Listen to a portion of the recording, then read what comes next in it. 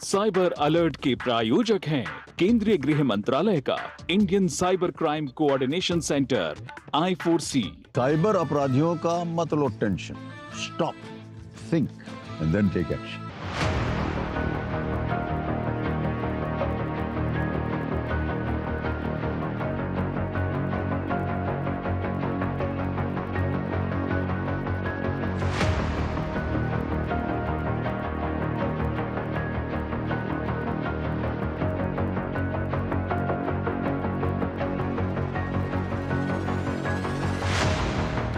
Gaming की दुनिया हर उम्र के लोगों को लुभाती है, लेकिन ये खबरें इसका दूसरा पहलू सामने रखती हैं जो चिंता जगाती है, क्योंकि विश्व का हर 5वां गेमर भारतीय है।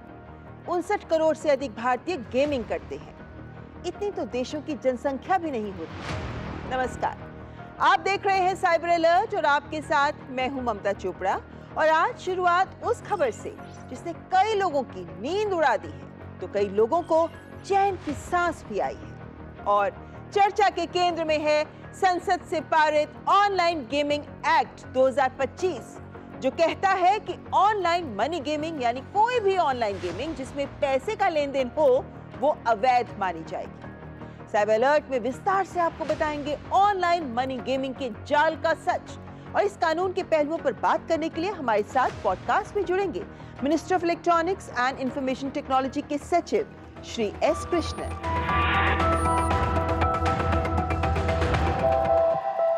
दरअसल ऑनलाइन मनी गेमिंग से कई परिवार बर्बाद हुए हैं। आत्महत्याओं के मामले भी सामने आए हैं। सरकार ने तो यह भी स्पष्ट किया है कि ऑनलाइन गेमिंग के कारण मनी लॉन्ड्रिंग, धोखाधड़ी, आतंकवाद को फंडिंग भी हो रही है और इसीलिए वक्त की जरूरत थी कि ऑनलाइन गेमिंग को लेकर रेगुलेशन लाया जाए। ऑल इंडिया गेमिंग फेडरेशन के अनुसार यह सेक्टर अब 2 खरब रुपए तक बढ़ चुका है। वित्त वर्ष 2025 में इस सेक्टर को 31,000 करोड़ रुपए का रेवेन्यू हासिल हुआ। पिछले वित्त वर्ष तक भारत में 50 करोड़ से अधिक लोगों ने ऑनलाइन गेमिंग सर्विस का प्रयोग किया। कुछ ऑनलाइन मनी गेम से तो 20 करोड़ से 22 करोड़ तक सब्सक्राइबर्स भी हैं। एक गेम में ही 28 से 30 लाख लोग पैसे लगाकर जुड़ जाते हैं। लेकिन इस उत्साह के पीछे का सच, सरकारी आंकड़े बताते हैं कि खिलाड़ी हर साल करीब 20,000 करोड़ रुपए हार जाते हैं, जो उद्योग के राजस्व का 73% है। दरअसल ऑनलाइन गेम्स के 3 प्रकार होते हैं। ई स्पोर्ट, जिन्हें प्रतियोगी खेल के रूप में खेला जाता है, जैसे e football, Arena of Valor, League of Legends आदि। दूसरा प्रकार सोशल गेम्स, मनोरंजन और सामाजिक जुड़ाव के लिए खेले जाते हैं, जहां पैसे का कोई लेन देन नहीं होता, जैसे लूडो, कैंडी क्रश, फार्मविल आदि। ऑनलाइन मनी गेम्स, खिलाड़ी असली पैसे लगाते हैं यहाँ, जिसके कई उदाहरण मिल जाते हैं। फैंटेसी स्पोर्ट्स, रमी या कार्ड गेम्स, पोकर प्लेटफॉर्म्स, 3 पत्ती एप्स या फिर स्किल बेस्ड गेमिंग एप्स। अब क्या क्या प्रतिबंधित किया गया है? ऑनलाइन पैसे लगाने वाली सभी गेम्स प्रतिबंधित हैं। सट्टेबाजी और जुए पर भी पूरा प्रतिबंध है। उनके विज्ञापनों पर भी प्रतिबंध लगाया गया है और इनसे जुड़े वित्तीय लेन देन पर भी पूर्ण प्रतिबंध है। और ऐसा नहीं है कि सरकार ने ये अचानक ही कर दिया हो। सरकार वक्त वक्त पर कदम उठाती रही है। जून 2022 और फिर अक्टूबर 2022 में केंद्रीय सूचना और प्रसारण मंत्रालय ने सभी निजी television channels, digital news publishers और ओटीटी प्लेटफॉर्म्स को सख्त सलाह दी थी कि वे ऑनलाइन सट्टेबाजी यानी बेटिंग साइट्स और उनके प्रॉक्सी विज्ञापनों को ना दिखाएं। इनमें से कई तो विदेशी यानी ऑफशोर ऑनलाइन सट्टेबाजी प्लेटफॉर्म्स जैसे फेयर प्ले, परी मैच, 1x बेट के विज्ञापन दिखा रहे थे। यहाँ बात सेलिब्रिटीज की भी, जिन पर एक सामाजिक जिम्मेदारी भी होती है, जिसे वे भूल जाते हैं। 2023 और 24 में सरकार ने मीडिया, सेलिब्रिटीज और ऑनलाइन विज्ञापन मंचों को ऑनलाइन सट्टेबाजी विज्ञापनों से बचने की फिर से हिदायत दी थी। कितने ही cricketers, actors, social media influencers इन गेम्स की एड्स कर रहे थे, जिनसे अब जांच एजेंसियां पूछताछ कर रही हैं। वैसे 2022 से 2025 के बीच 1524 ऐसी वेबसाइट्स और मोबाइल एप्लीकेशंस को सरकार ने ब्लॉक भी किया है। अब इनके पीछे का खेल आपको बताते हैं। किसी भी तरह की ऑनलाइन मनी गेमिंग के लिए आपको चाहिए वेबसाइट, बैंक अकाउंट, ऐप और इनके प्रमोशंस यानी विज्ञापन। अभी तक गेमिंग पर रेगुलेशन नहीं था, लेकिन 28% जीएसटी लगता था। तो सभी ऑन शोर यानी भारतीय कंपनियां लीगल तरीके से काम कर रही थी। वे जीएसटी देना, रिटर्न फाइल करना आदि ये सारे प्रोसेसेस को पूरा कर रही थी। लेकिन ऑफशोर मनी गेमिंग पोर्टल्स जो विदेशों से संचालित किए जाते रहे हैं, जैसे परिमैच, 1xbet, वो कोई प्रक्रियाएं पूरी नहीं करती। उनके भारत में कोई ऑफिस नहीं होते, उनकी कोई निगरानी ही नहीं होती और ये अधिकतर अवैध यानी इल्लीगल होती है। खेल आरंभ होता है विज्ञापनों से। आउटडोर पब्लिक प्लेसेस पर, मेट्रो स्टेशनों पर, बड़े बड़े होर्डिंग्स में, मैगजीन्स में एड्स दिए जाते हैं। साथ ही ऑनलाइन भी विभिन्न सोशल मीडिया प्लेटफॉर्म्स पर विज्ञापन देते हैं और सबसे अधिक ऐसे विज्ञापन आपको फेसबुक, इंस्टाग्राम पर दिखते हैं। भ्रामक बात यह है कि इन्हें पैसे कमाने के जरिए के रूप में प्रचारित किया जाता है, जो बिल्कुल गलत है। ये व्यवसाय नहीं, ये पूरा जुआ है। गूगल पर जब आप सर्च करते हैं तो आपको सबसे पहले स्पॉन्सर्ड ऑप्शंस नजर आती हैं जो विज्ञापन होते हैं। जब इनके साइड में लगे 3 डॉट पर आप क्लिक करते हैं तो आपको पता चलता है कि ये एप्स या पोर्टल्स तो हांगकांग से चलाए जा रहे हैं। 3 पत्ती तो इंडियन वर्जन है, तो विदेश से कैसे संचालित है ये मशहूर सेलिब्रिटीज की फोटोज के डीप फेक तैयार कर इन्हें भी प्रयोग करते हैं। आपको लगता है कि मेरा फेवरेट क्रिकेटर कह रहा है तो सही होगा, पर ये फेक होता है। और ये जो विज्ञापन देते हैं उसमें free cash, bonus amount, welcome bonus, 100 रुपए डालो 10 गुना तक पाओ, तमाम ऐसे लुभावने वायदे किए जाते हैं जो सच नहीं होते। विज्ञापनों से प्रभावित होकर आप इन एप्स को फिर इंस्टॉल कर लेते हैं और ये offshore online money gaming apps जो परमिशंस मांगते हैं वो आपको हैरान कर देंगी। आपकी device history, location, media storage, कैमरे से लेकर वाईफाई कनेक्शन तक, यहाँ तक कि आपके नेटवर्क्स को कंट्रोल करने की परमिशन से लेकर आपके डिवाइस अकाउंट्स यूज करने तक, आपके वॉलपेपर सेट करना, अलार्म सेट करना, यानी आपके फोन का सारा नियंत्रण ये ले सकते हैं। और आपका डेटा देश में नहीं, ऑफशोर देश के बाहर इनके सर्वर्स में स्टोर होता है, जिसका जब चाहे वे दुरुपयोग कर सकते हैं। इसे डेटा की चोरी कहते हैं। आप गेमिंग के चक्कर में अपनी डिजिटल सुरक्षा दांव पर लगा देते हैं और फिर इनका खेल शुरू होता है। जैसे इस गेम को देखिए, शुरू में ही ये आपको गेम मनी देते हैं, जैसे यहाँ 30 रुपए। उसके बाद ये आप 30 रुपए निकाल तो नहीं सकते, लेकिन हाँ, गेम खेलने के लिए इस गेम मनी को आप यूज कर सकते हैं। तो आपको लगता है कि इनके पैसे से ही तो खेलना है, तो आप पहला कदम बढ़ा देते हैं। यहाँ यूं तो आपको 5 प्लेयर्स खेलते नजर आएंगे, लेकिन ये असली प्लेयर्स नहीं, बॉट्स हो सकते हैं। आप खेलना शुरू करते हैं तो पहले आप 2-3 राउंड्स में जीत जाते हैं, आपका पैसा बढ़ता भी है। लेकिन चौथे से 5वें राउंड में ये आपको कहते हैं कि आपका बैलेंस कम है, पैसे डालो, तो आपको पैसे डालने पड़ते हैं। और जब आप अधिक पैसा डालते हैं तो फिर आप कभी जीतते नहीं हैं। क्यों? क्योंकि ऐसी बहुत सी ऑफशोर ऑनलाइन मनी गेम्स में ये प्रयोग करते हैं एल्गोरिदम मैनिपुलेशन, यानी एल्गोरिदम में हेरा फेरी। जो सट्टे वाली गेम्स खेली जाती है उनमें रैंडम नंबर दिया जाता है। उदाहरण के लिए आप ऑनलाइन लूडो खेल रहे हैं, डाइस फेंकने पर क्या नंबर आएगा इसका अनुमान आप नहीं लगा सकते, कोई भी नंबर आ सकता है। ऐसे ही 3 पत्ती में आपको पत्ते मिलेंगे, आप ये नहीं बता सकते कि कौन सा पत्ता आ सकता है, क्योंकि ये भी रैंडम होता है, कोई भी पत्ता आ सकता है। लेकिन इसकी निगरानी कौन कर रहा है? कोई नहीं। तो ये रैंडम नहीं होते, इन्हें मैनिपुलेट किया जाता है, नंबरों में, पत्तों में हेरफेर किया जाता है। शुरू में तो आप जीतते हैं, लेकिन फिर आप हारने लगते हैं, तो आप इसे बैड लक मानने लगते हैं और इसीलिए आप 1930 पर इसे लेकर शिकायत भी नहीं करते। लेकिन ये फ्रॉड होता है। ये आपके साथ खेल खेल में ही खेल कर जाते हैं और आपको पता भी नहीं चलता। जीत गया। क्या? 500। नई स्किन अपग्रेड है, सिर्फ 2500, पर तुम अपने सारे दोस्तों को हरा सकते हो हमेशा। दिखा जरा, ये तो पक्का फ्रॉड है। ये गेम इसके सब दोस्त खेलते हैं, 143K डाउनलोड है। ये कहाँ फेमस है? भैया दिला दो ना। ऐसी गेम से दूर रहना है, ये एक नशा है। आज 2500 का है, कल 25,000 का लगेगा। ऐसे ही तो फ्रॉड के लूप में फंसाते हैं, लेकिन असली गेम कुछ और ही है। पैसे भी ले लेंगे और हो सकता है तुम्हारे फोन का एक्सेस भी। और फिर हमें ब्लैकमेल करेंगे। स्कैमर्स के घिसे पिटे तरीकों में फंसकर मत करो कोई transaction. India, stop, think, then take action. अब आते हैं अगले कदम पर।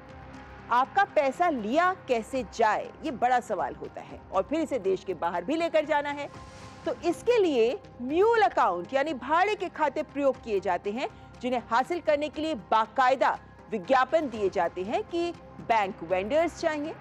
अपने आप को ये पेमेंट पोर्टल्स के तौर पर भी एडवर्टाइज करते हैं, करंट अकाउंट्स मांगते हैं, और आप पैसे कमाने के लिए अपना खाता इन्हें किराए पर दे बैठते हैं, जो पूरी तरह गैर कानूनी है। आप जेल जा सकते हैं, और वो भी भारी जुर्माने के साथ।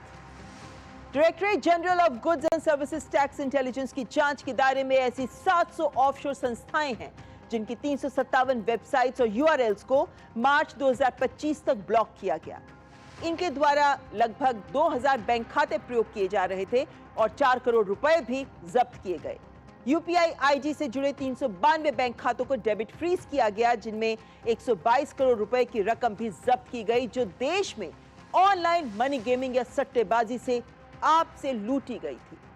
यूं समझे कि ये गेम में अपने इशारे पर आपको नचाते हैं, गेम खिलाते हैं, लेकिन ध्यान से देखें तो आप पाएंगे कि आप पैसे ही नहीं, अपनी जिंदगी भी हारने लगते हैं। और ध्यान रहे कि इसमें कड़ी सजा के प्रावधान हैं।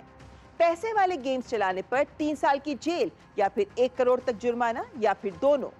ऐसे गेम्स के विज्ञापन पर 2 साल की जेल या फिर 50 लाख जुर्माना, और बार बार अपराध करने वालों के लिए 3 से 5 साल की जेल और 2 करोड़ तक जुर्माने का यहाँ प्रावधान है। और ध्यान रहे, ये अपराध गैर जमानती होंगे, कोई बेल नहीं मिलेगी। आज की दुनिया में एक जद्दोजहद से चलती दिख रही है, वास्तविक दुनिया और वर्चुअल दुनिया के बीच की जद्दोजहद, जिसमें बच्चे और युवा अधिक फंस रहे हैं। और ये मसला हर परिवार में, हर माता पिता के लिए चिंता का सबब बन रहा है। यूं तो भारत में 59 करोड़ लोग गेमिंग करते हैं, लेकिन वैश्विक गेमिंग राजस्व में देश का हिस्सा है मात्र 2%।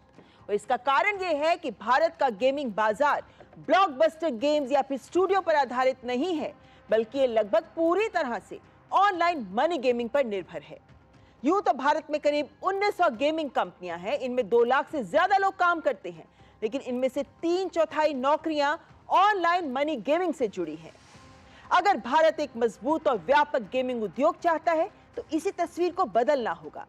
भारत गेमिंग, इनोवेशन और क्रिएटिविटी का हब बनना चाहता है, लेकिन अपनी शर्तों पर, और इसी का रोड मैप लेकर आया है ये एक्ट। मैं हूं बैटिंग खिलाड़ी फ्रॉम खेलते रहो प्राइवेट लिमिटेड। आजकल गेमिंग और बैटिंग ऐप बहुत ट्रेंड हो रहा है। ढेर सारे गेमिंग ऐप आपको मौका देते हैं खेलने और कमाने का, तो इस गंगा में हम भी हाथ धो लिए। नकली गेमिंग ऐप बना के खेलते खेलते मैं कभी आपसे आपका क्रेडिट कार्ड इन्फॉर्मेशन मांग लेता हूँ, कभी फ्रॉडुलेंट पेमेंट गेटवे का लिंक दे देता हूँ, और कई बार तो गेमिंग के एल्गोरिदम्स को मैनिपुलेट कर लेता हूँ। मुझे तो स्पोर्ट्स कार लेनी है, क्यों खेलोगे ना? रुको, गेमिंग प्लेटफॉर्म सही है या नहीं वेरीफाई करो, पेमेंट प्रोसेसर पर रिसर्च करो, उसका यूजर एग्रीमेंट पढ़ो। फेक ऐप्स को रिपोर्ट करो cybercrime.gov.in पर। स्कैम से बचो, सेफ रहो।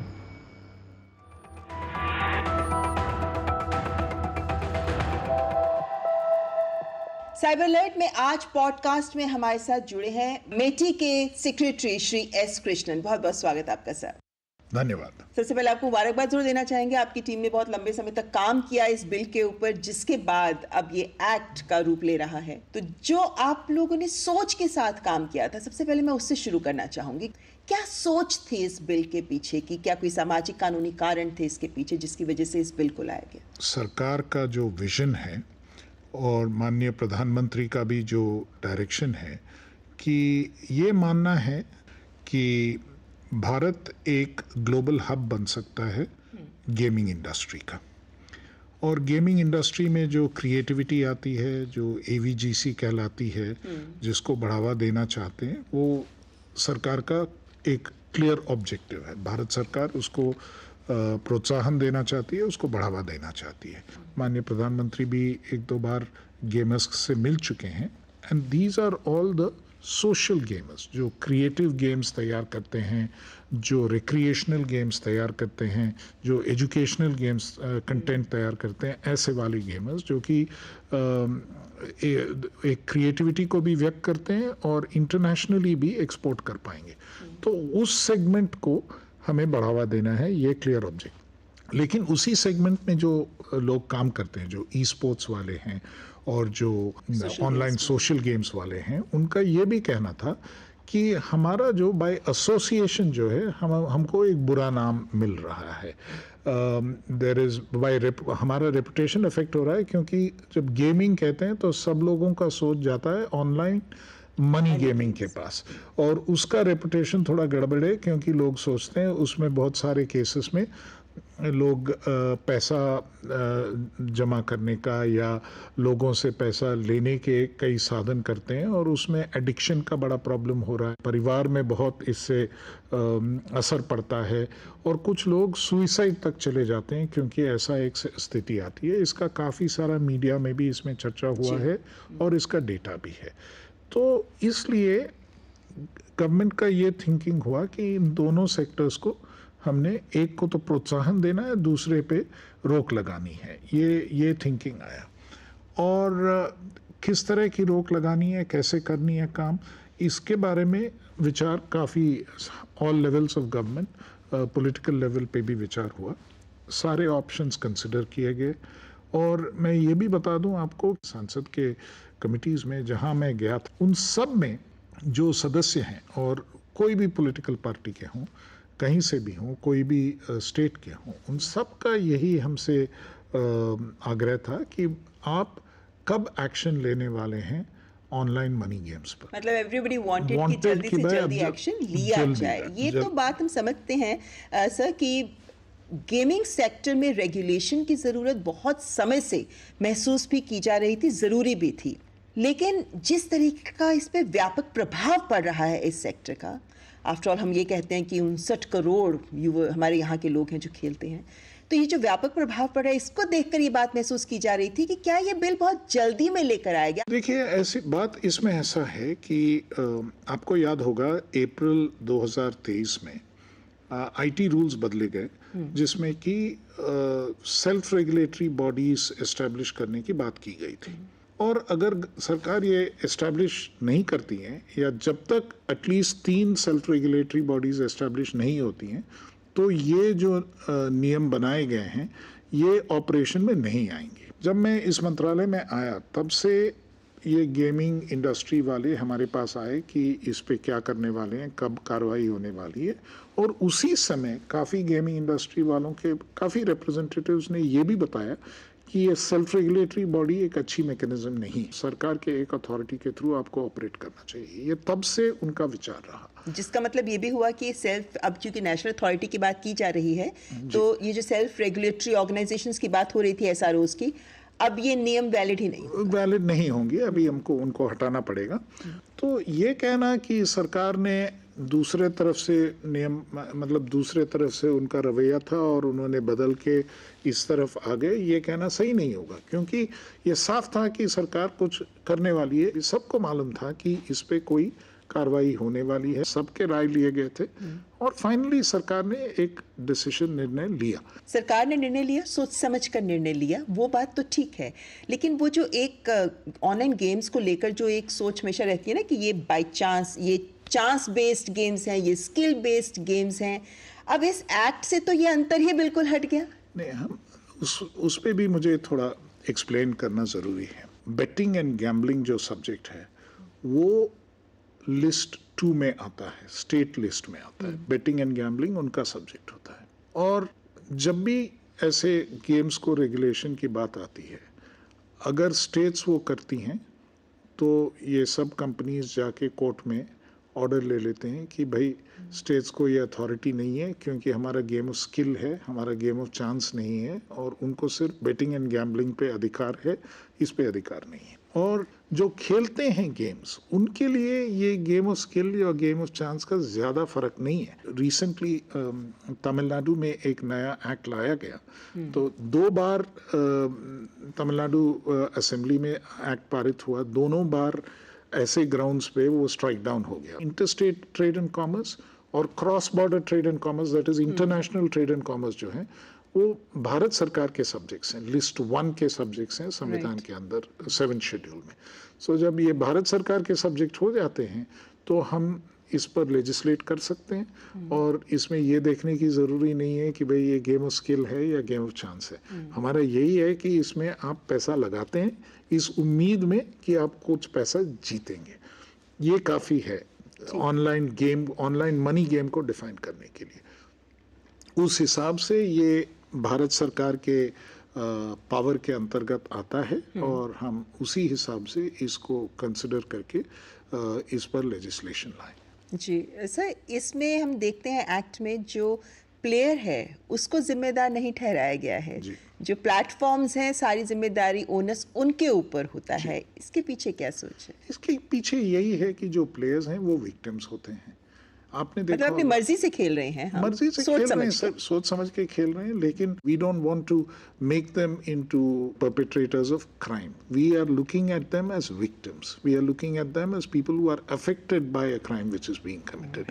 आवर इंटेंट इज कि गेम को रोकना है, हमारा इंटेंट ये नहीं है कि लोग उस हद तक हैरेस हो। लेकिन हम ये भी देख रहे हैं कि इस एक्ट में ऑफ शोर online money gaming platforms applications पर खास ध्यान दिया जा रहा है, जबकि ये वो प्लेटफॉर्म्स हैं जो विदेशों से संचालित होते हैं, जिन पर हमारा कोई कानूनी नियंत्रण नहीं होता है, जिनके पास एडवांस टेक्नोलॉजी होती है, CDN जैसी, वाइट लेबलिंग जैसी। कैसे इनको नियंत्रित करने का सोच रहे हैं हम? देखिए, इसमें क्या है कि अगर ऐसा गेम कहीं और बाहर से इंडिया में लाया जाता है और इंडिया में वो लोग उस गेम को खिलाते हैं तो एक्स्ट्रा टेरिटोरियल जुरिस्डिक्शन हमारे लॉज का होता है। और अगर आप सेक्शन 1 ऑफ द एक्ट देखें तो वो एक्स्ट्रा टेरिटोरियल जुरिस्डिक्शन दिया गया है कि बाहर से कोई यहाँ पे वो क्राइम कमिट करेगा तो ये एक्ट उन पर भी लागू होती है। तो 1,500 गेम से ज़्यादा, साइट से ज़्यादा हमने ब्लॉक किया हुआ है मेटी से। इसके अलावा I4C ने थ्रू MHA उन्होंने भी 1300 वेबसाइट्स को ब्लॉक किया हुआ है। सो वो हम ब्लॉक कर सकते हैं। वैसे ये चैलेंज बहुत बड़ा होने वाला है आपके लिए, क्योंकि ये लोग नए नए नाम से नए तरीके से आते रहते हैं। ये चलता रहेगा। मतलब अगर एक लॉ को एनफोर्स करना है तो एफर्ट तो लगाना पड़ेगा, वो तो that is the second thing. Third thing which is most important is, इसमें most important link is money. So अगर हम पैसों का लिंक तोड़ दें और हम इसी वजह से जो पैसों का ट्रांजैक्शंस है उसका भी, उस पे भी हमने ये बोला है कि जो भी इस पैसों का ट्रांजैक्शन को हेल्प करता है वो भी इसमें गिल्टी है। तो अगर हम पैसों का ट्रांजैक्शन को तोड़ सकते हैं और वो पूरा डिजिटल मीन्स से ही होता है, so that is a way in which we can break into it. So that is why the act has been thought out and brought up in that way, so that we have multiple ways in which we can actually enforce it. मेटी की तरफ से अब structural reforms को लेकर भी क्या कुछ कदम उठाए जा सकते हैं? There are 2 or 3 things which need to be done, and I think I really compliment all the providers. उन्होंने कहा है देश के कानून के मुताबिक ही हम जो भी करेंगे वो उसी हिसाब से हम करेंगे। ये भी उन्होंने रिक्वेस्ट किया है कि एक छोटा सा ट्रांजिशन पीरियड दीजिए और जिसमें कि हम जो है जिन से हमारा पैसा आया है उनको हम लौटा पाएँ। तो उसके लिए हमारी बातचीत चल रही है उनसे कि कैसे इसको अनवाइंड करने का क्या क्या उनका रिक्वायरमेंट है और कैसे होगा। ये एक संदेह जरूर जताया जा रहा है कि जिस तरीके का ब्लैंकेट बैन लगा है उसके बाद इलीगल ऑनलाइन ऑफशोर प्लेटफॉर्म्स से जुड़ाव की भी कोशिश नजर आ सकती है। क्या हम इन चीजों के प्रति भी कदम उठाने को तैयार हैं? एकदम हम कदम उठाने के लिए तैयार हैं। पिछले 2-3 साल में ही हमारी कैपेसिटी काफ़ी बड़ी है कि कहाँ से ये इलीगल ट्रैफिक आ रहा है, इसका एनालिसिस और बेहतर हम कर पा रहे हैं। हमारा जो हर एक गेटवे से जितना ट्रैफिक देश के अंदर आ रहा है वो डिपार्टमेंट ऑफ टेलीकॉम के माध्यम से हमें पता चल जाता है। उसको हम एनालाइज करके जो इलीगल है उस पर रोक लगाना हमारे लिए संभव है। एनफोर्समेंट चैलेंजेस हमेशा रहते हैं, लेकिन जब जस्ट बिकॉज एनफोर्समेंट चैलेंजेस है इसका मतलब ये नहीं है कि जो कानून जरूरी है उसको हम इम्प्लीमेंट नहीं करेंगे। सरकार की ओर से आप भी देशवासियों से क्या आह्वान करना चाहेंगे?